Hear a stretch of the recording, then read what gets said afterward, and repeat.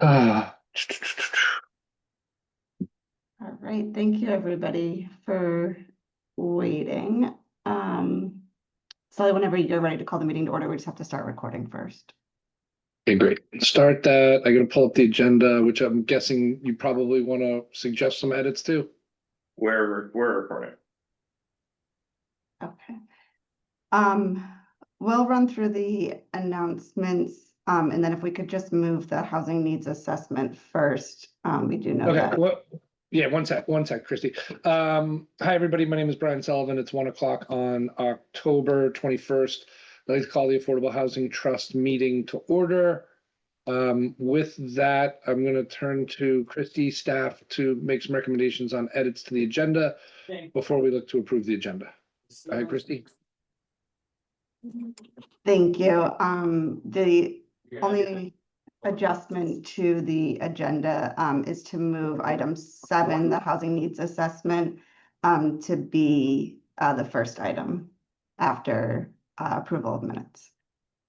Okay, great. Can I get a motion to amend the agenda as recommended by staff? So moved. Thank you. Second. Thank you, Penny. Is there second from Shanta? A vote by roll call. Forrest Bell, Aye. Penny Dye, Aye. Shanta Murphy, Aye. and Brian Sullivan's an aye. With that, we will look to public comment.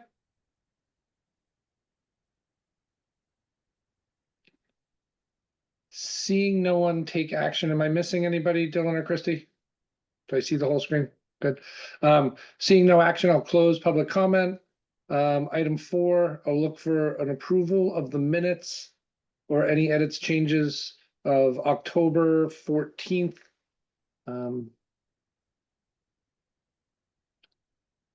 Anyone looking to make a motion there? So moved. Thank you, Forrest. Second. Okay, so I have a motion to approve the minutes by Forrest Bell, a second from Shanta Murphy by roll call. Forrest Bell, Aye. Penny Dye, Aye. Shanta Murphy, Aye. and Brian Sullivan's an aye. Then we are going to jump to item 6 on the agenda. Do I have that right, Christy? WPI student research. Item 7. Item 7 first. Presentation of the housing needs assessment by Housing Nantucket, an EBP. So with that, I'll turn. Do you want to go to staff or right to Anne? I'm sorry, I'm here. Oh, Abby, welcome.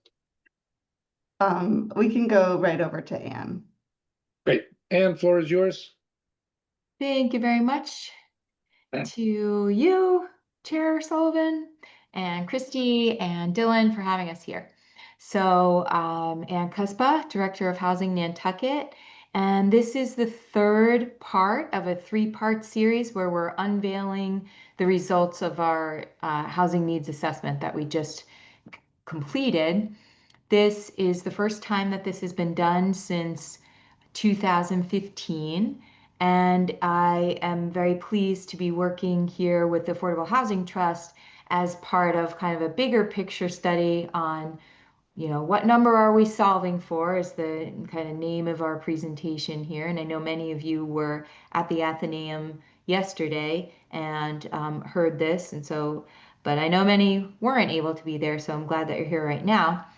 So we're kind of preparing for the update to the Housing Production Plan, the HPP, which is an important aspect of maintaining safe harbor as we fully tackle and accomplish the obligations that are ours through the Chapter 40B law that requires us to have a certain number of units on our subsidized housing inventory, and having an approved HPP, housing production plan, is a critical first step to maintaining our safe harbor. So even backing it up even a step behind that is a housing needs assessment. So that's what we asked Brett and our partners at EBP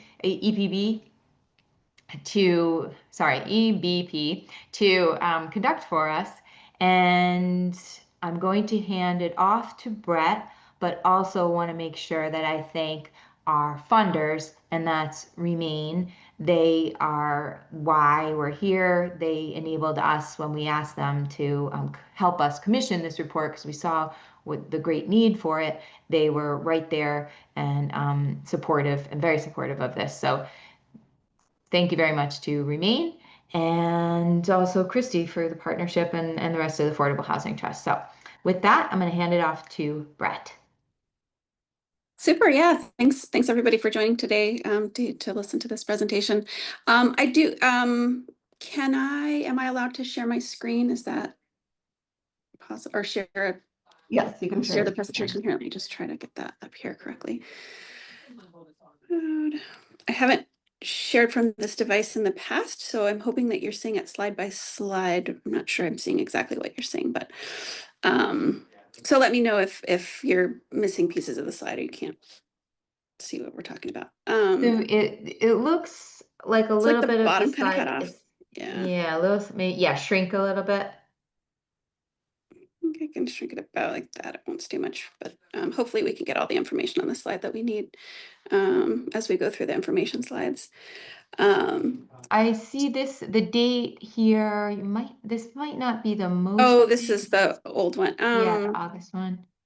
Do we need, I know we sent it ahead of time to Dylan and Christy, so I know it's part of the public meeting packet, but if you need us to, Yeah, I we can share our screen if that's easier. that would help. Sure. Thank you, Christy. If I do that, do I have the ability to advance the slides, or do you want me to let you know when to go forward?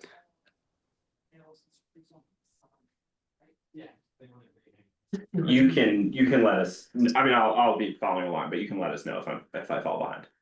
Right. Super. So today, the purpose of the study was to really take a look at one sort of specific slice of the affordable housing picture, which is how many Nantucket households are affected by housing inaffordability and at what income levels. The information that comes out of this study provides important guidance as you work through as a community on how to continue to address the issue. So as background, in a typical housing market, rents and sale prices are more or less related to regional household income and employment characteristics. But like many areas with significant seasonal tourism, Nantucket's local housing market is highly affected by the seasonal tourism patterns, which result in a high number of seasonal units. They're unoccupied most of the year, and an order of magnitude higher rents and sale prices that seasonal visitors can pay result in housing costs for year-round residents that are just really out of scale with local year-round household incomes. Furthermore, unlike mainland communities that can tap into affordable housing in surrounding towns, Nantucket needs to meet all of its housing needs internally. This is a challenge, but in some ways, it's a bit of an advantage because anything that your community invests into affordable housing, you will be the beneficiaries of it here. Other, communities on the mainland, perhaps if they build a big affordable housing project, they may have people living there and putting children in their school systems, but then spending their money elsewhere. The people that are going to live in these houses, they're going to be shopping here and doing their business and living their lives in primarily on Nantucket. And so that is one advantage that maybe other places don't enjoy. So looking at, so actually let's go back to slide 2. That was all kind of introduction. We're going to go, right here. So this was just really our problem statement that it's a problem that significantly affects year-round households really at almost every income level, either directly or indirectly. It's a top recruiting and retention challenge for employers of year-round employees for all types and sizes of firms and organizations and operations. It's been a persistent concern for many decades, and it's a top priority now for the town, major employers, local nonprofits, and civic organizations. And the need remains significant even as new affordable and workforce housing units are being, put into the supply, built by the town, employers, and nonprofits and civic organizations. So, okay, next slide. So as I mentioned, that the purpose of the study was to determine the number of low, moderate, and middle income households and identify housing affordability needs at each of those different income levels. Our research is summarized in the slides we're going to look at today, as well as a full report that documents the full methodology, the data and information sources used, and the complete findings. So let's go ahead to slide 4 and get into some background information. This slide shows a graphic that compares the total number of housing units in 2023 with 2013. And as you can see, you have about 1,000 more housing units than you had a decade ago. And a higher percentage of those units are year-round rather than seasonal. So that's a nice increase in the supply of year-round housing. However, as we see on slide 5, go to the next one.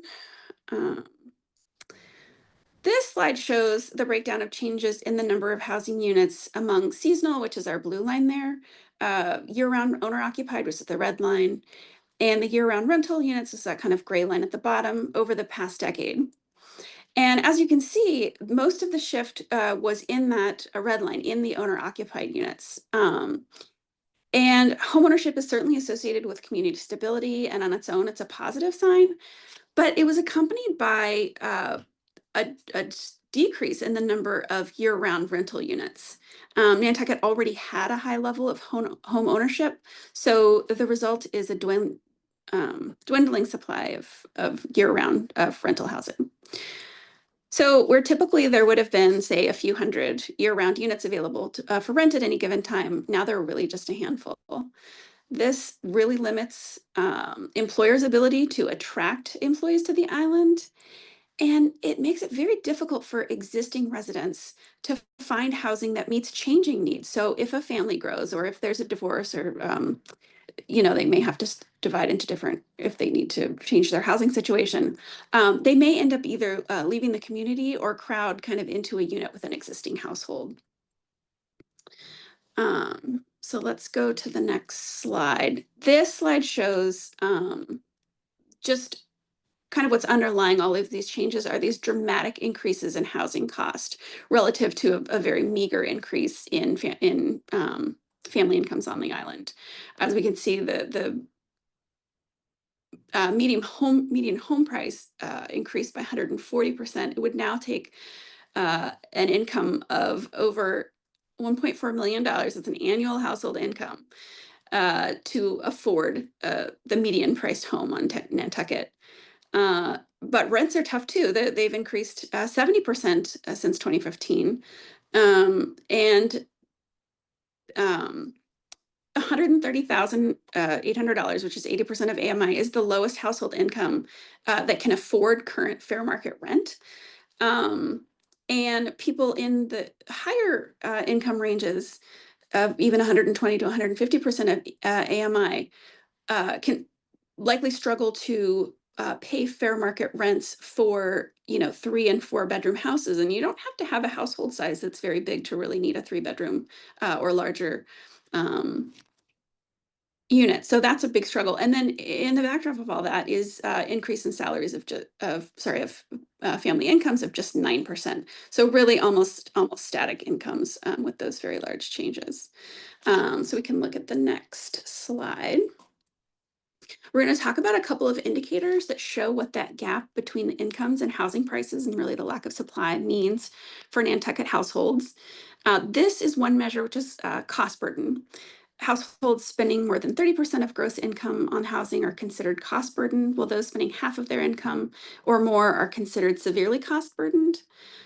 This graph shows we have Nantucket in red, Massachusetts in that kind of gray color, and then the US average in blue, both cost burden and severely cost burden. And when you take, so clearly, both among cost burden and severely cost burden, Nantucket is higher, much higher in cost burden. And then when you add those two, you're looking at about 41% of households who are in one of those two groups, which is a lot higher than Massachusetts wide or the US. And it's as it shows a little bit more detail on this in the report, but that's a trend that's increasing up from 37% of households, which was already fairly high in 2017. So we can go to the next slide. And this is another measure. So this is overcrowding. The census considers households overcrowded if they have more than one person per room, and severely overcrowded if they have more than 1.5 occupants per room. So the way this graph is, there's Massachusetts is here for comparison. On the left, these two bars. First, we have all households, and then we separated out renters.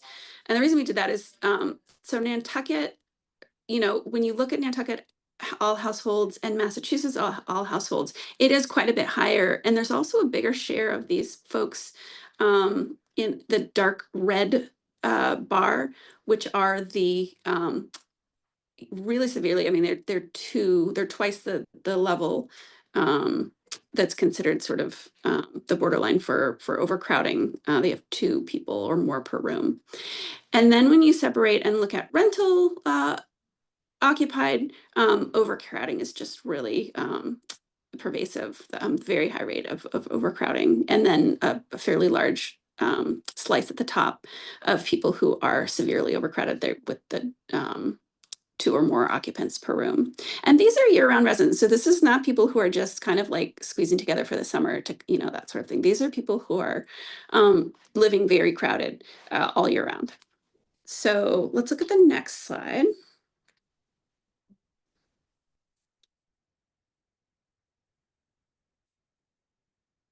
Super. So up to this point, we've been looking at existing conditions in the context for analysis. Now we're going to talk about the analysis itself. So ultimately, we wanted to know just how many Nantucket households are in the low, moderate, and middle income categories. We use data from public sources such as the U.S. Department of Housing and Urban Development and the Census Bureau. We also used proprietary data that we purchased from Claritas. This data was necessary because the Census Bureau only reports income distribution and income characteristics for households earning up to about $150,000 to $200,000 a year, depending on which specific measure. And on Nantucket, that barely exceeds the median income. So many households in moderate and middle income categories are all grouped together with higher income households, and it's hard to tell what kind of need there is in those. So the Claritas data covers households up to $500,000 in annual income. And then we also interviewed key town staff and representatives from major employers and civic organizations. Let's look at the next slide. This slide shows the this is just sort of the definitional. These are the income brackets that we were looking at for the low, the moderate, and the different middle income categories of people on Nantucket. These are based on the HUD median family income for Nantucket. And then we applied different percentages used by different federal, state, and local agencies for different levels of low, moderate, and middle income to sort of divide people into these different categories or to get the brackets. We found that more than 3/4 of Nantucket households are in one of these brackets.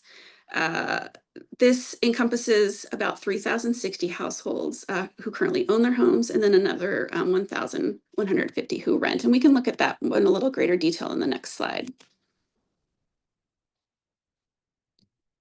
So this slide shows the breakdown by category among homeowners and renters.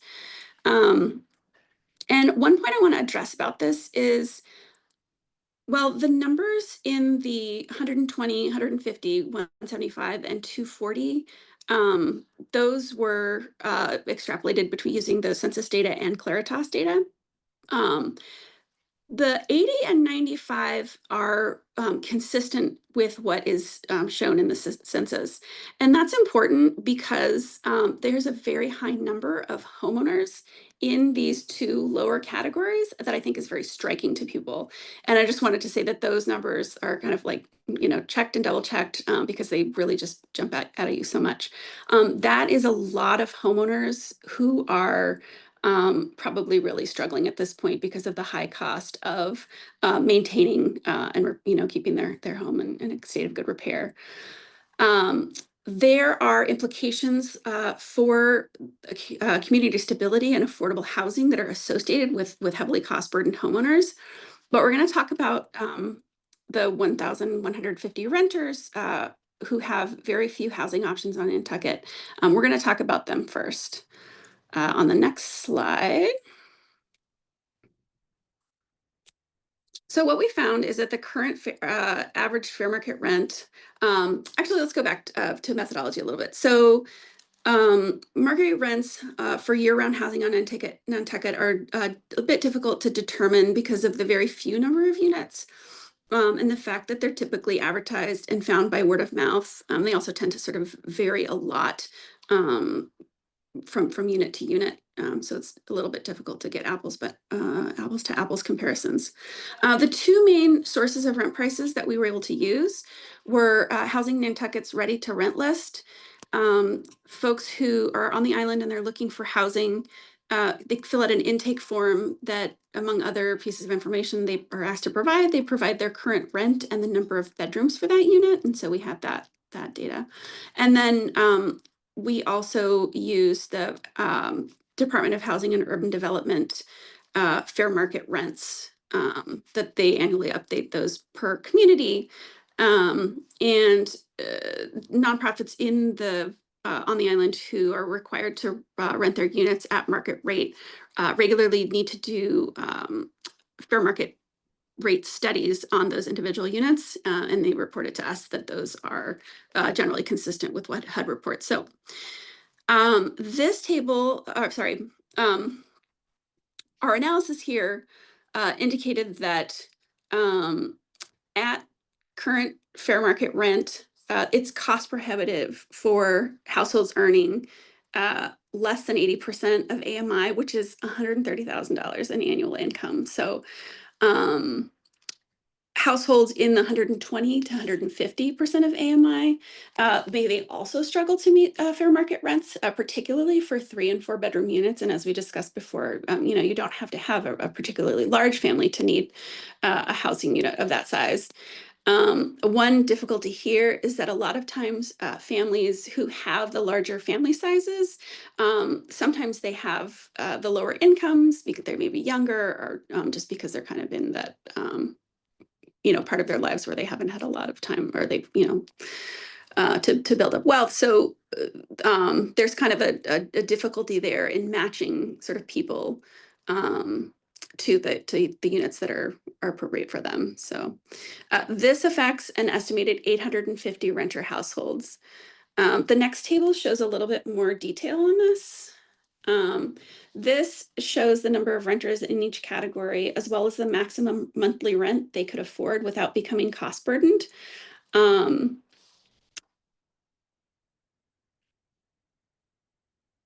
so as I was, talking about before,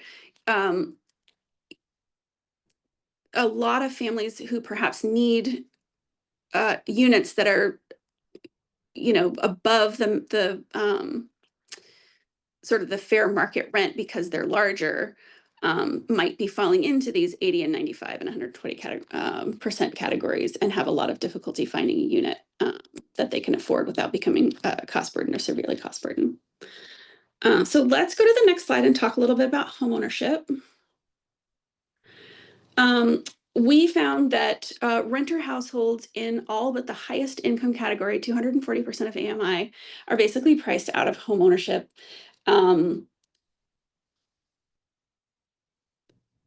There are about 1,080 renter households in this category affected by this. Not everybody wants to become a homeowner, but we see certain patterns of I guess the way to describe it is that people make their decision about whether to be owners or renters based on very individual reasons and reasons that have to do kind of with the real estate market that they're in. But over at the kind of regional or population level, you see certain trends. And so, for example, even though Massachusetts has a very different real estate market than the US as a whole and a very, very different socioeconomic patterns, the percent of people that own homes is very similar. So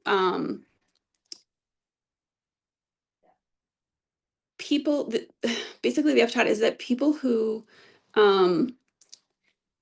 are in these categories would probably have the expectation of being, or they could afford to be a homeowner on the mainland, even in one of sort of the higher housing cost markets on the mainland.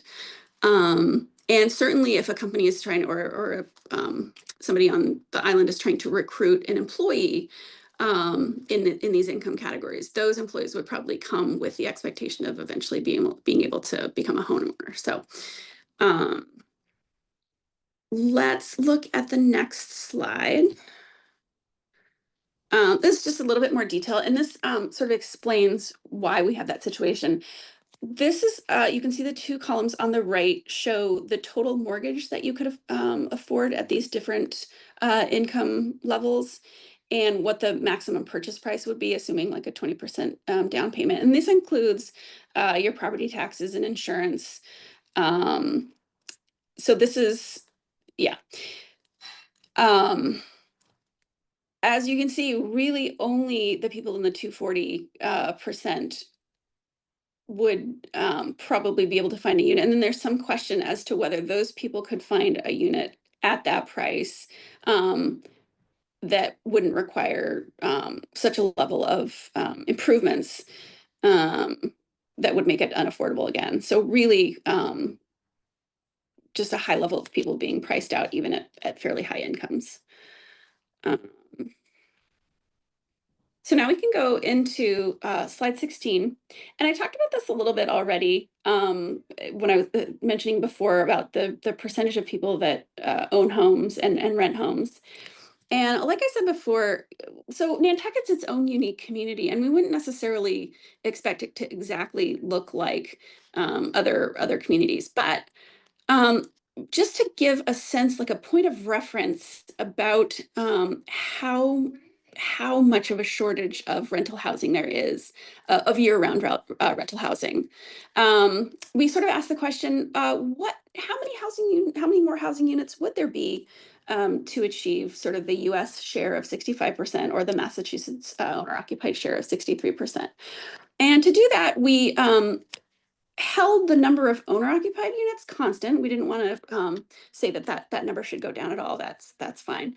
And then applied the rates to figure out how many more. And so with this approach, to achieve the US level, you would need about 890 new units.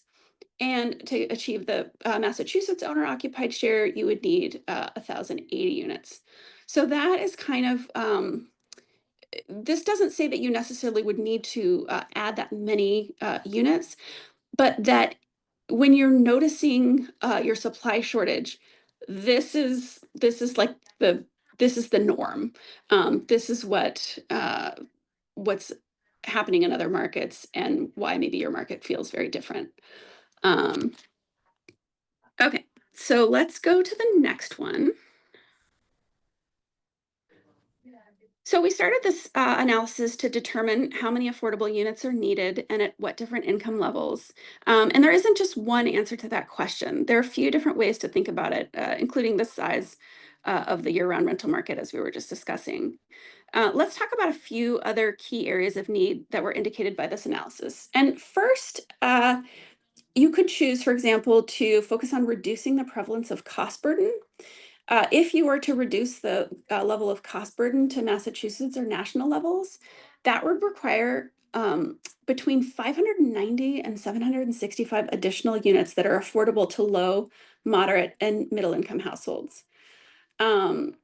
This next one, I feel like I may have worded it a bit misleadingly. So fulfilling the town's 2027 shy goal of 600 units said it would nearly meet the needs of low-income renter households, but that's not exactly right. What I mean to say is that the number of people in those low-income groups is the same as the total number of houses being added to shy, but we have to remember that that's only 25% that would be attainable to those people at 80%. So even what seems like this sort of monumental effort to get these folks housed would still leave a lot of people kind of with unmet needs, basically. So Another look is that if you wanted to focus on renters earning between 80% and 120% of AMI, you might ensure that there are at least 240 income restricted units for households that are earning in those groups. And then if you're thinking about affordable homeownership needs, providing about 140 income restricted ownership units for households earning between 175 to 240% of AMI would give Nantucket residents the same opportunity for homeownership that they would find on the mainland. So, it's likely that any strategy you do would involve some combination of these and maybe some other approaches as well. But that just gives a sense of scale to how you might meet the needs of these different populations. So, for the last slide, yeah. So,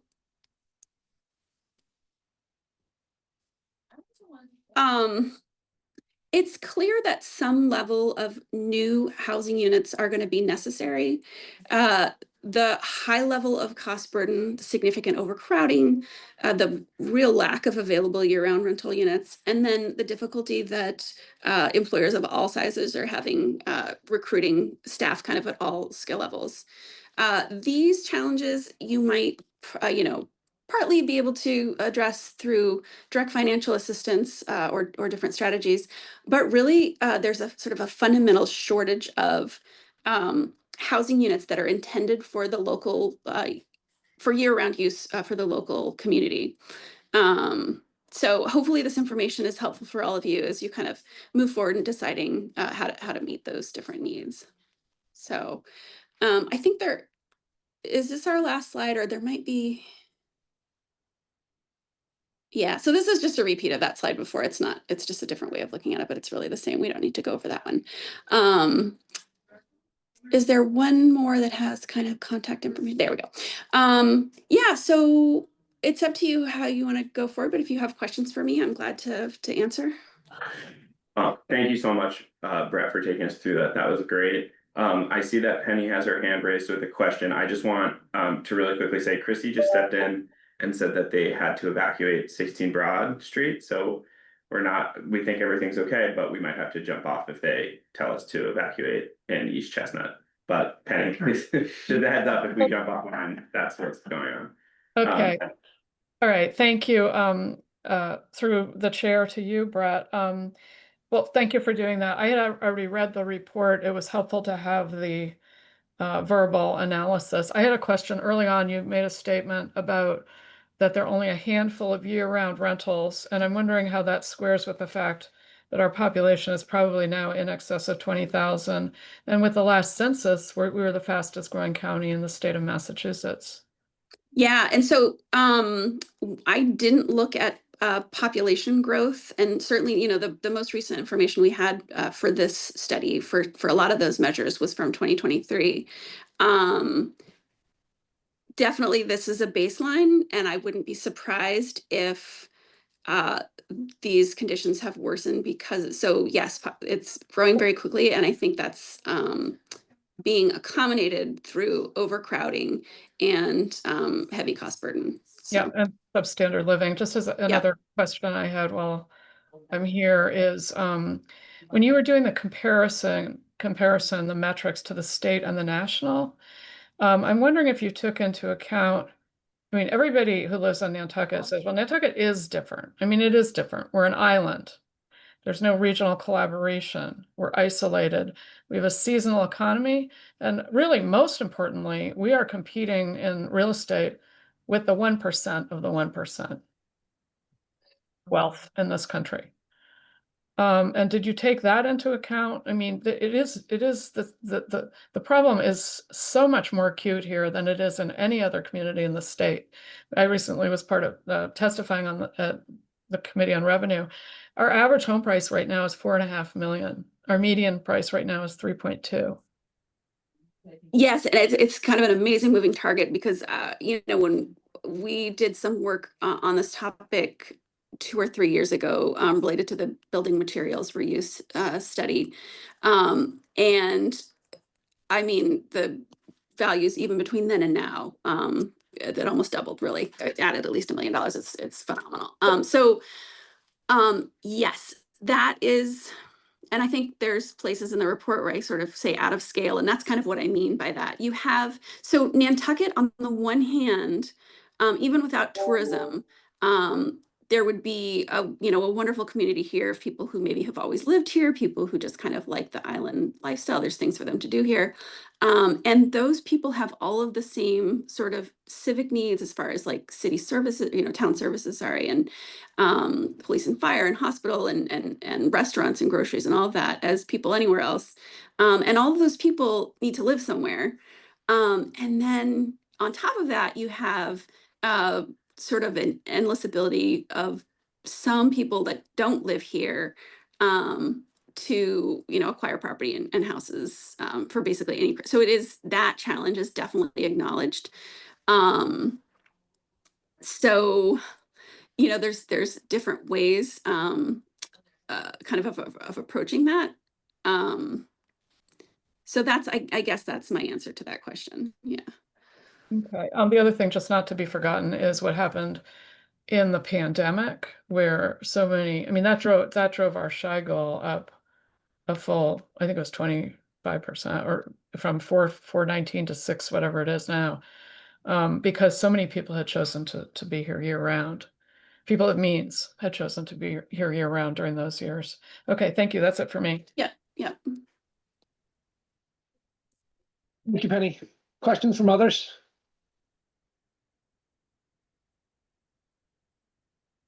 And Brett, I'm appreciative of the report. Thank you. I need to personally sit with it a little longer and kind of understand the cost burden households.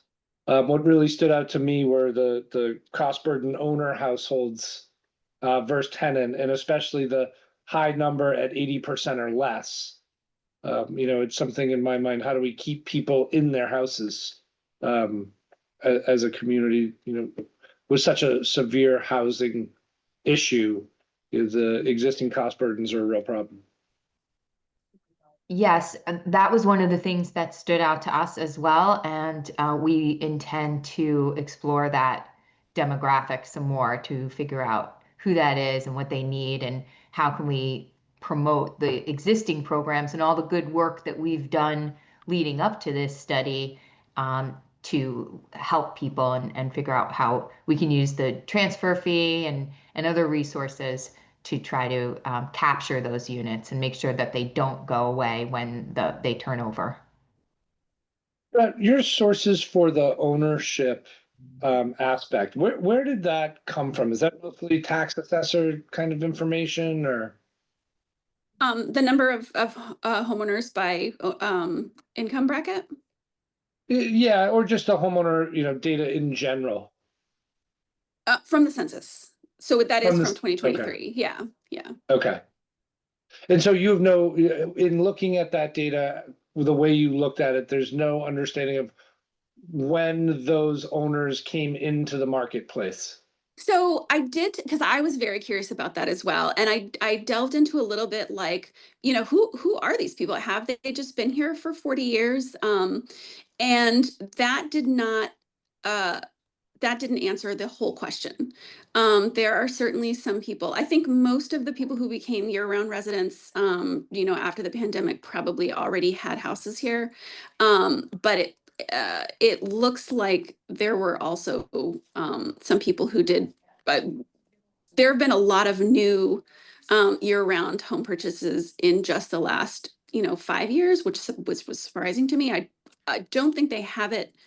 I don't have year by income level, but it was clear that the existing population who've been here for a very long time didn't fully explain the high number of homeowners. So yeah, there's more that could be gone, figure out exactly who these people are and what their needs are is something that could be looked into a bit further, because from the data that I kind of cut a couple different ways, there was no clear, it's not just one group of people. Was the assessor's data a data source, or was it was it just, or was it not? I did, so I requested it and looked through it. There's a lot that you can't tell. There was a lot of caveats with it. So I think there might possibly be a role for that data in maybe a more detailed analysis, but for this analysis, um, there were too many caveats to really draw any conclusions. Okay. Penny? Yeah, just quickly, the most recent assessor's data is that there are 12,700 dwelling units on this island, of which under 3,000 claim the residential exemption. So that might be a good sort of metric to look at going forward. The assessor also says that of those 12,700, 43.5% are occupied by owners or tenants year round.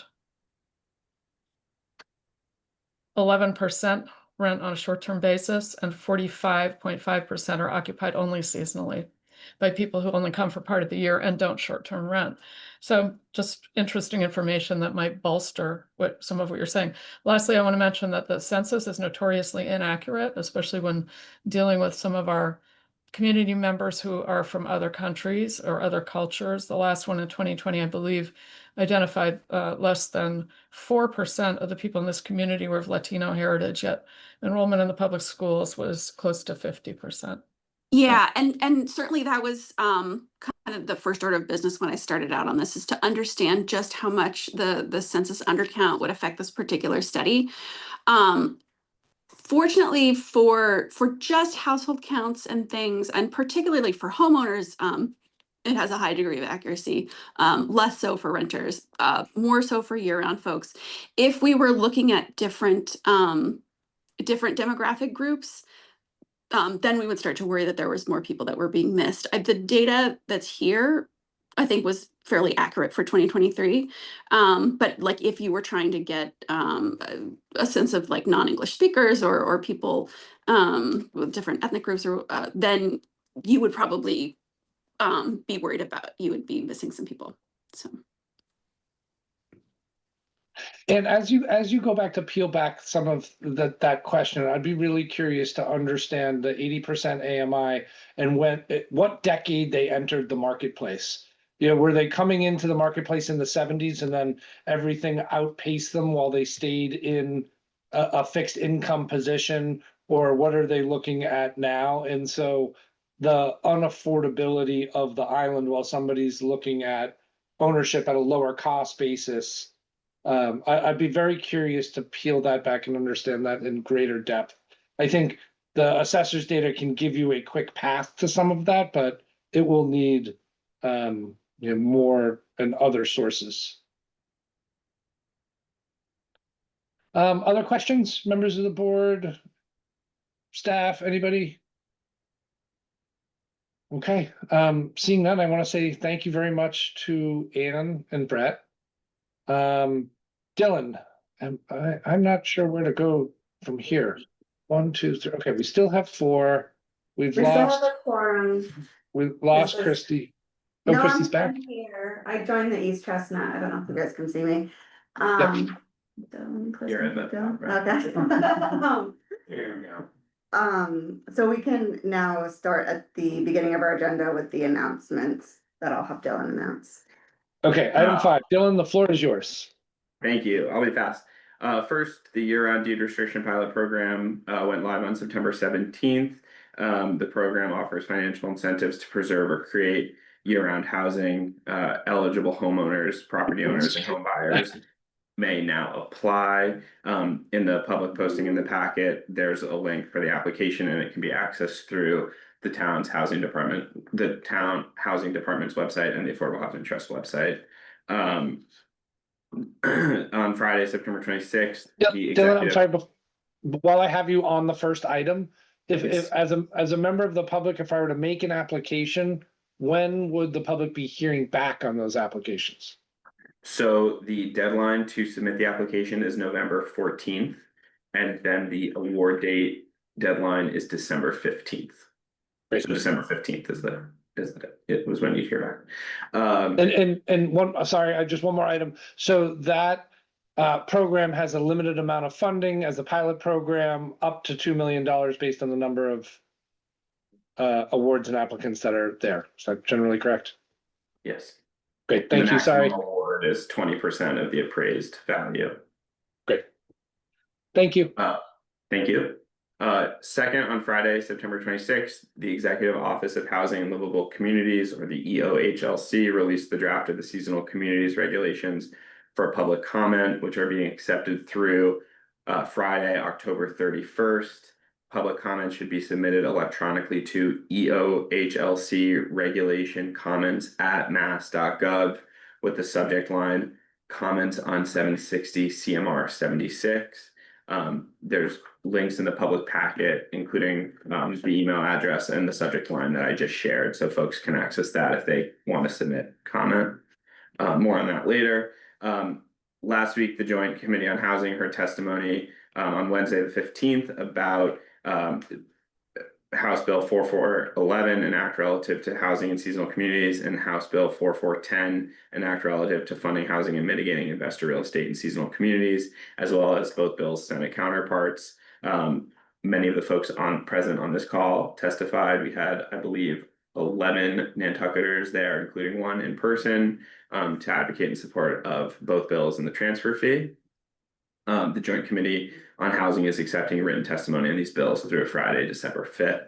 And then lastly, the Affordable Housing Trust quarterly update to the Select Board will be tomorrow, Wednesday, October 22nd at 5:30 p.m.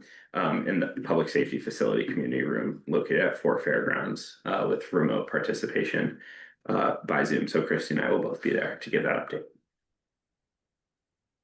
Awesome, thank you. Thank you. Do we want to turn to the WPI Student Research Project? Yes. Yes, And who- so with us in the room, I'll have them introduce themselves. Dylan and I submitted a proposal to have a student research project look at the adaptive reuse of our historic downtown. So I'm going to turn it over to the students to introduce themselves and talk a little bit about the project so far. Thanks. Thank you, Christy. My name is Jacob Boyle. I'm Caleb Corpus. I'm Elias Hanford. I'm Sean Smith. Elias, take my. Sure. And the goal of our project, we're looking at of course, the second story spaces in the historic downtown. In particular, we're seeing how they're used and if any are underutilized, the feasibility of converting them into year-round housing units. Our plan is going to be fourfold. First, we're going to be inventorying existing second story spaces in the old historic district. Secondly, we're going to be evaluating how possible it is to convert those spaces to year-round housing. We're then going to engage stakeholders to gain the perspective on how they feel about the about potential conversion, and then finally we're going to be researching similar efforts in other communities that have similar issues. Yeah, so we think that there's a compelling argument for adaptive reuse in this area, or we hope to discover whether that could be something that would be useful in this area, given the density and all of the the variety of shops and stores and everything. It could be pretty beneficial for people who might be able to live in that area, not needing access to a vehicle or anything like that to kind of get all of their needs between work and all the stores and stuff that they need to access. And also there likely could just be a lot of benefit due to the lack of available developable land. Does anybody have any questions about that?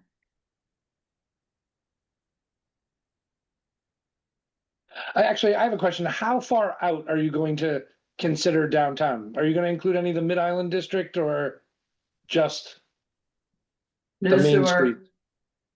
Our current focus will likely be centered more around the town hall area. We're looking at kind of setting a starting point, bordered by a couple of streets, but it likely won't extend too far. We don't, have too much time to complete all of this, so we're looking to not spread ourselves too thin on that.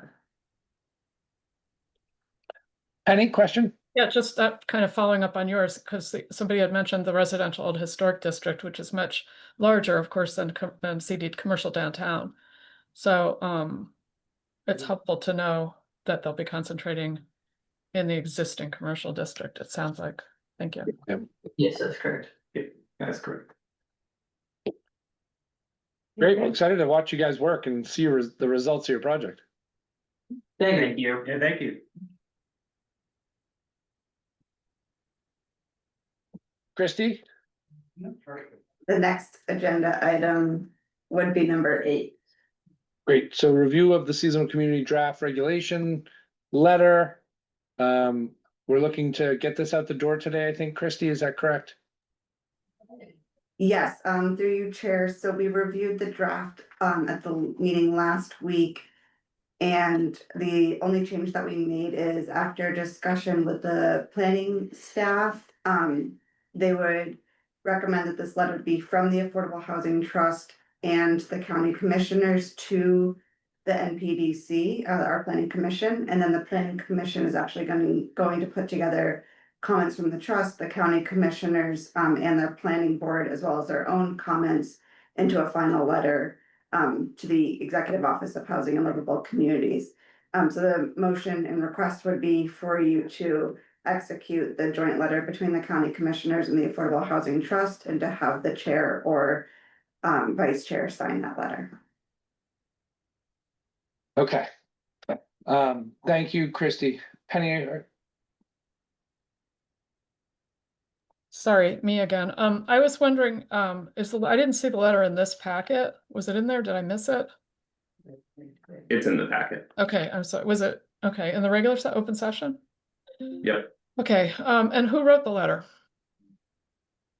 It was a draft that I wrote with input from Meg Trudell, and we also had input from Laura Silver on the Vineyard as to items that they were kind of pulling out as items to address. Okay, I see it now. I apologize for that. Any kind of comments about the ADU issue and tertiaries?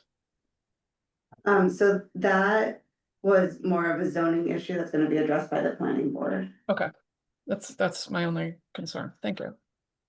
so I have a new concern. I want to support the letter, but I have a new concern that it may be edited by the NPDEC, and all of our thoughts or comments may not get conveyed, and only parts or pieces will be delivered. I think it's important I think that you did a great job on the letter, and I'd like to see it in its entirety get delivered to EOHLC, if I got that right, first time ever.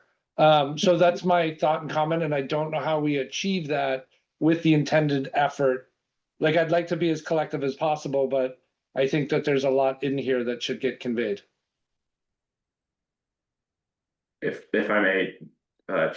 Chair, my understanding is that with this change, it's gonna be sent as a bundled letter by the NPEDC, but that the letter itself will not be changed once it's signed by you and the select board, so they should receive the letter in full, just in a packet with other letters compiled by PNEDC.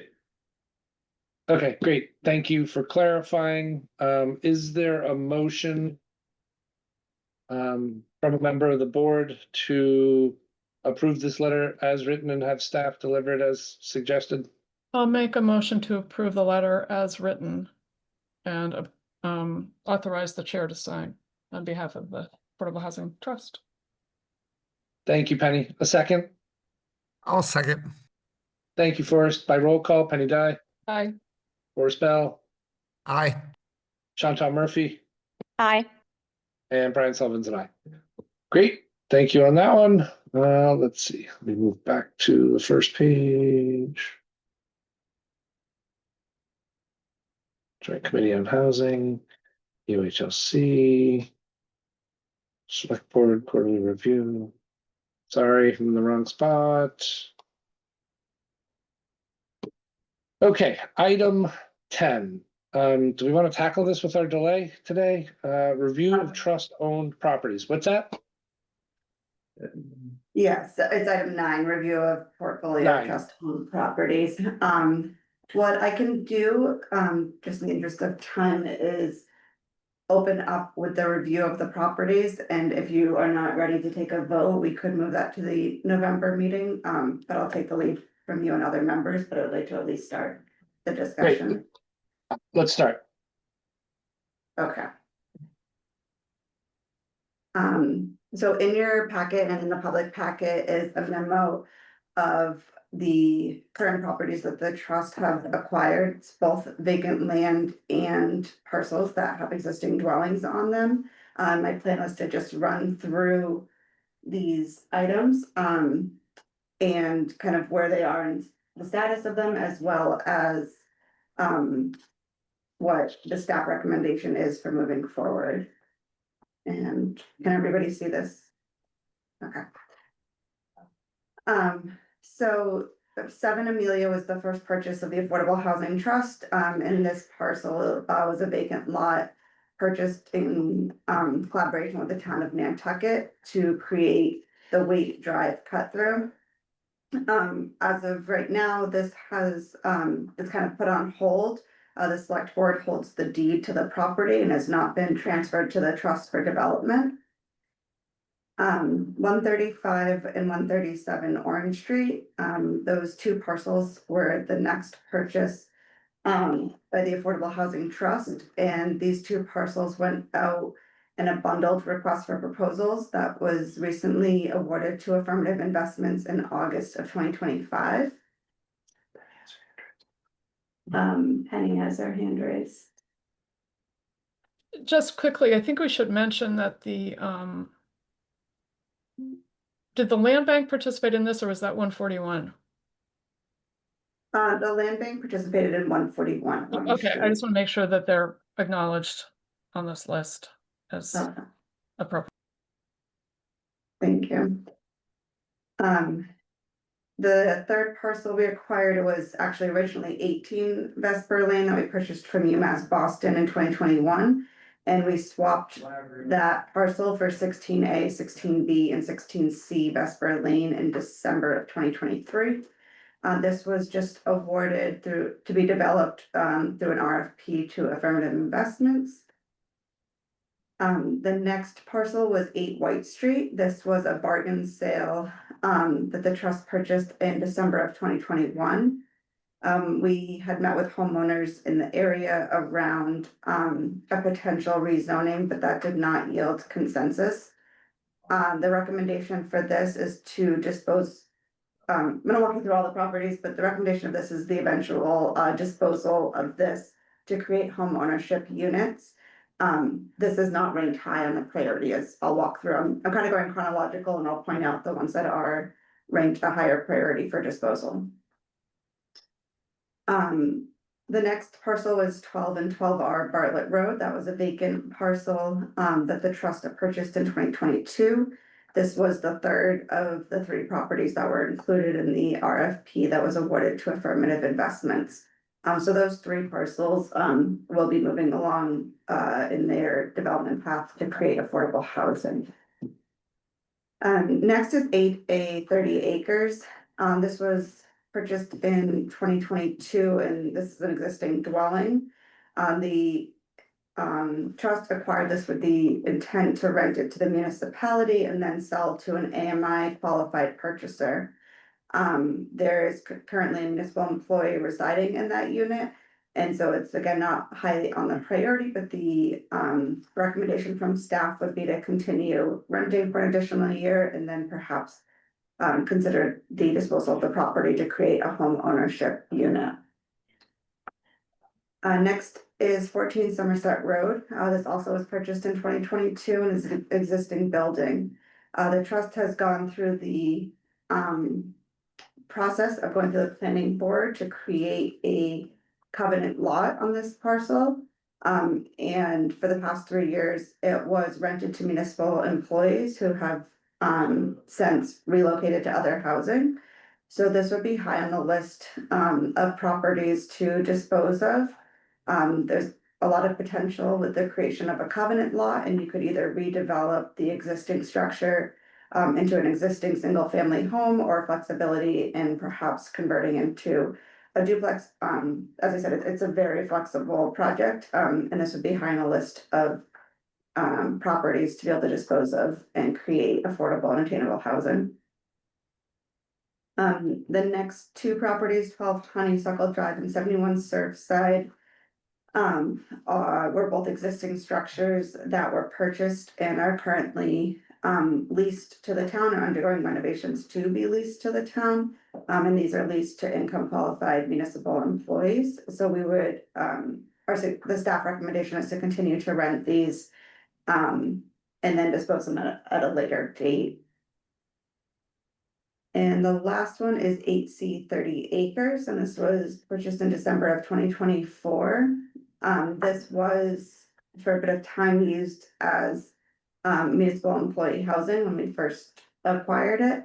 It is since vacant, and this again would be high on the list to dispose of and create a home ownership opportunity.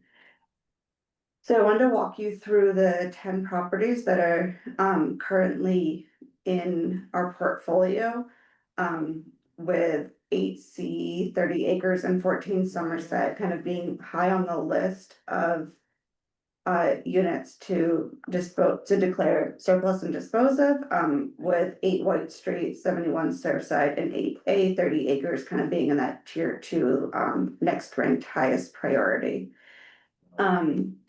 And I'm happy to answer questions from trust members. Vicky Marsh has drafted a motion if you are looking to take a vote on determining that they're excess property and can be disposed of, so that we can issue a request for proposals for the development or sale of these properties.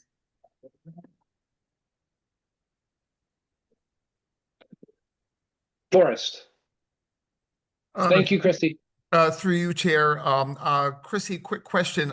By disposal of, all these properties will be demolished rather than moved? I mean, I do know the condition of a couple of the properties, and they're not worth saving, but I haven't seen all of them.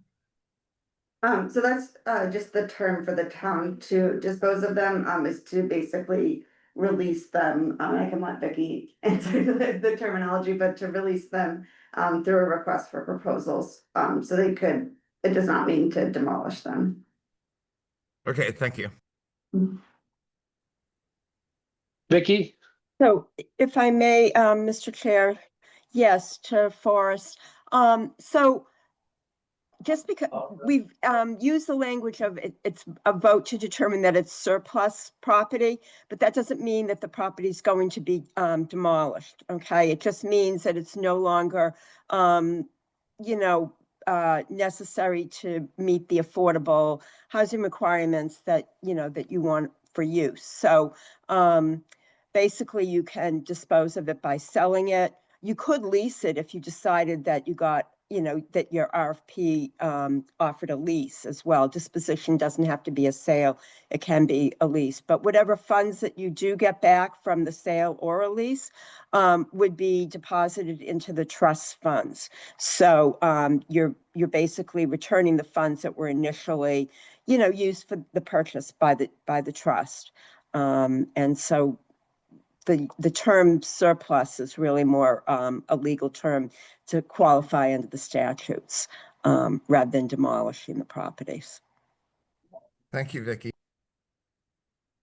Oh, and if I may add one other thing. So I've also put in this vote that you would dispose of the property pursuant to Chapter 30B, Section 16, which would authorize you to go ahead and issue a request for proposals as well.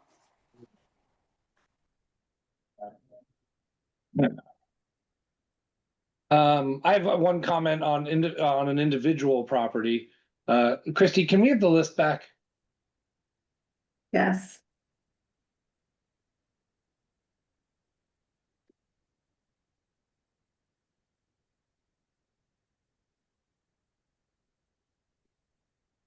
So my personal opinion is that 4 of the 5 properties I'm comfortable with on the list for disposal.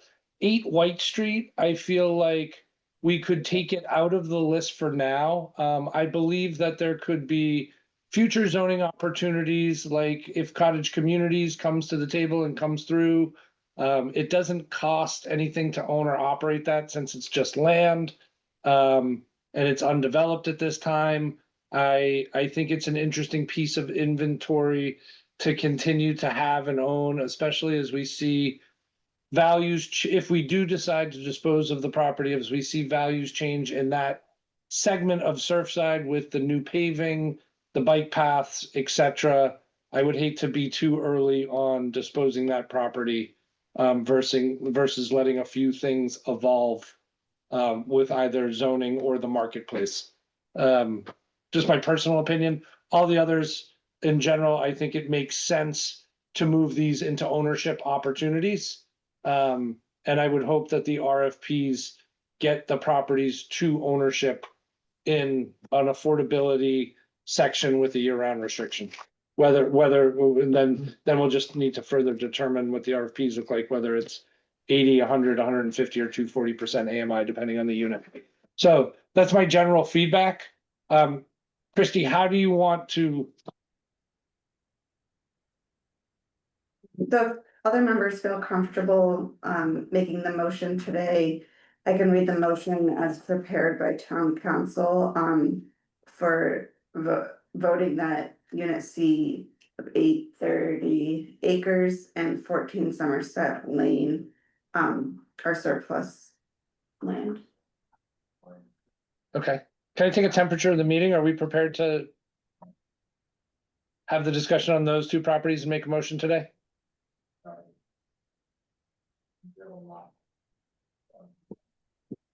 Would it, okay, I got thumbs up, Chantal. So Christy, why don't you go ahead and read the motion and then we'll entertain, see if a member is prepared to make. Okay, for 8C 30 acres, it'd be a motion that we hereby determine that certain property located at unit C 830 acres Lane, Nantucket, more particularly described in deed to the town of Nantucket Affordable Housing Trust, NAHT, recorded with the Nantucket Registry of Deeds in book 1997, page 83, currently owned by NAHT for affordable housing purposes, is hereby declared surplus, and further vote to authorize the disposition of said property pursuant to general laws, chapter 30B, section 16, and to issue a request for proposals on such terms and conditions and for such consideration as we shall determine. Christy, thank you for reading that. Any members prepared to make that motion in a second? So moved. Thank you, Forrest.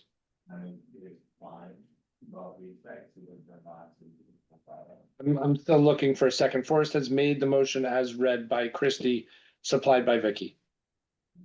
I'll second it. Thank you, Chantal. For any discussion? Seeing none, a vote by roll call. Penny Dye, Aye. Forrest Bell, Aye. Chantal Murphy, Aye. and Brian Sullivan's an aye. Okay, thank you guys for getting through that one. Christy, let's see. And then Right. for 14 Somerset Lane, the motion, Vicky, do I need to read the entire motion again? I hate to ask you to do that, but yes, please.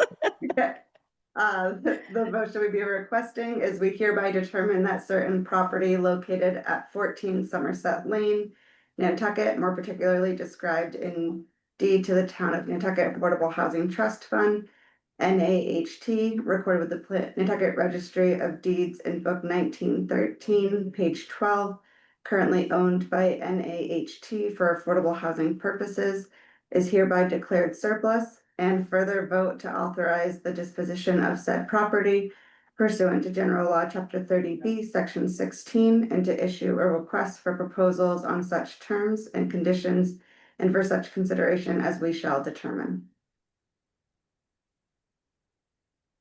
And again, would a member be willing to make a motion or put forth the motion as read by Christie, brought to us by Vicky? I'll make that motion. Thank you, Chantal. A second. I'll second. Thank you, Forrest. By roll call, Penny Dye, Aye. Forrest Bell, Aye. Chantal Murphy. Aye. And Brian Sullivan's an aye. All right, thank you very much. Thank you. Moving to, that was 9, 10, monthly staff update. So just in the interest of time, the monthly staff update is included in your packet. If there's any questions, I'm happy to answer, but it trends very closely to what we presented last meeting, which was last week, as to what we were presenting to the Affordable Housing, sorry, to the Select Board tomorrow. So if there's any questions, I'm happy to answer them.